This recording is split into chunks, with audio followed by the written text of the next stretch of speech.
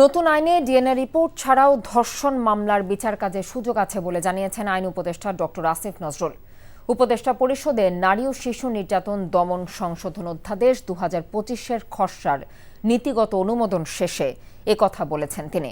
পরিবেশ উপদেষ্টা রেজওয়ানা হাসান বলেছেন, ধর্ষণ মামলার তদন্ত বিচারের সময় কমিয়ে অর্ধেক করতে সংশোধিত নারী ও শিশু নির্যাতন দমন আইনের খসড়া প্রণয়ন করা হয়েছে।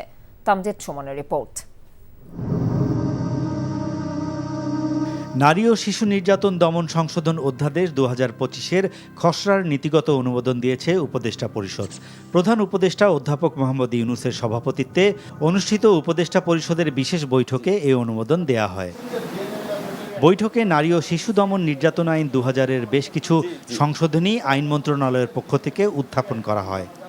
ধর্ষণ মামলা দ্রুত নিষ্পত্তি করার জন্য চট্টগ্রাম ও রাজশাহীতে আরও 2টি ডিএনএ ল্যাব স্থাপনের সিদ্ধান্ত নেওয়া হয়েছে বলে জানিয়েছেন আইন উপদেষ্টা।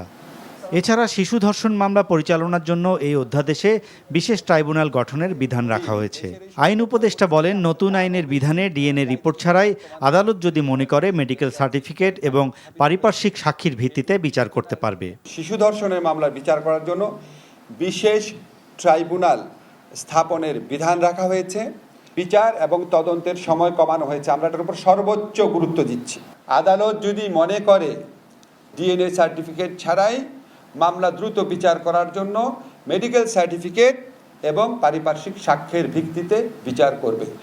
বন ও পরিবেশ উপদেষ্টা রিজওয়ানা হাসান বলেছেন, ধর্ষণ মামলার তদন্ত ও বিচারের সময় কমিয়ে আনতে আইনের খসড়া প্রণয়ন করা হয়েছে। বিশেষ জুডিশিয়াল সার্ভিস কমিশনের মাধ্যমে দ্রুত কিছু সংখ্যক বিচারক নিয়োগ দেওয়ার প্রক্রিয়া শুরু করা হবে, যাতে করে ধর্ষণ সহ অন্যান্য মামলার বিচার প্রক্রিয়া ত্বরান্বিত করা যায়। শুধু দ্রুত সময়ে নয়, ধর্ষণ মামলার বিচার যাতে নিশ্চিত হয় এইসব বিষয়গুলো বিবেচনায় রাখার পরামর্শ দেওয়া হয়েছে বলেও জানান আইন উপদেষ্টা। Tamjid Suman, NTV news, Dhaka. এই ঈদে জামা জুতো অ্যাক্সেসরিজের ডিসকাউন্ট।